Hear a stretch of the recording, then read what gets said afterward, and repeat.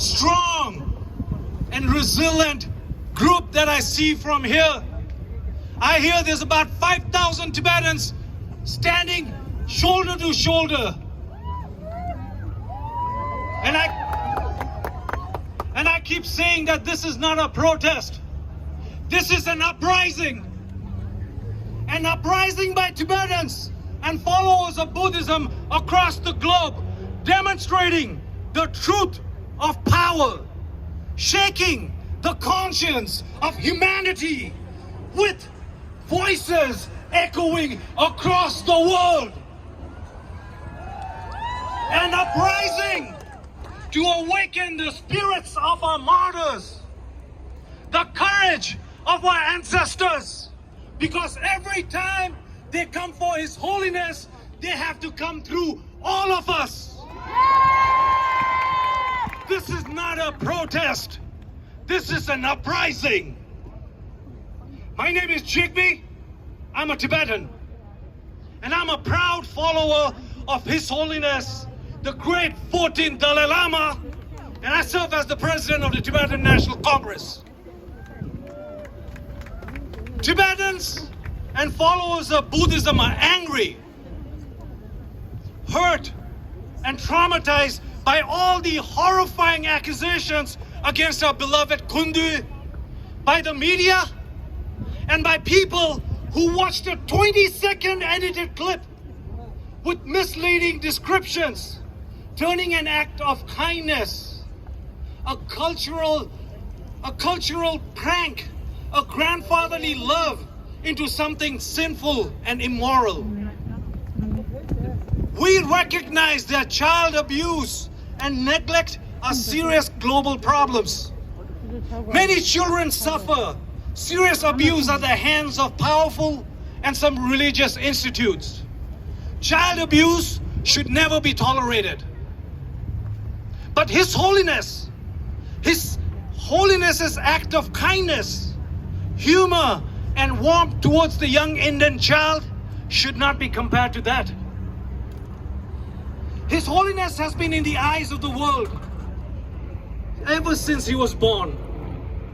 He has lived a pure monastic life of celibacy, preaching and practicing compassion, non-violence, and harmony. There has never been a single negative stain on his individual self. There has never been any questions raised about his personal integrity. His Holiness doesn't own private jets or fancy cars. He doesn't own houses or property. He doesn't even have a bank account. His country was stolen from him ruthlessly. He turns 88 years old in 2 months. He has difficulties in walking and needs to be held with full support, and he's losing his hearing. Yet he tirelessly continues to share his wisdom and build bridges across nations and religions.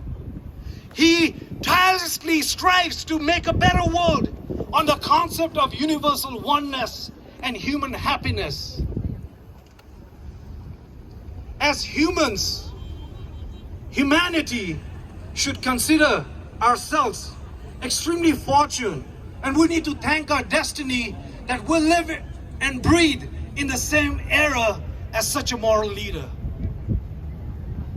His Holiness the Dalai Lama may belong to the world, but nobody knows him better than us Tibetans. He is not only our spiritual leader, but he is the manifestation of the Tibetan nation and our peaceful and honest struggle against a cruel, despotic, and a totalitarian government that is not only using a political angle and the magnitude of this smear campaign to align and to malign the reputation and the legacy. For decades now, the Chinese government has launched one of the most sophisticated cyber warfare and digital espionage targeting His Holiness, the Tibetan community, and our movement. The edited video of His Holiness and the Indian boy was first shared on Twitter, Facebook, YouTube, and it received about 7 million views in a day or so. These were not BTS, Blackpink, or Taylor Swift, but these were fake accounts, literally created a day or so ago. It's clear that bots were used to amplify the video to create the appearance of support while abusing the algorithms.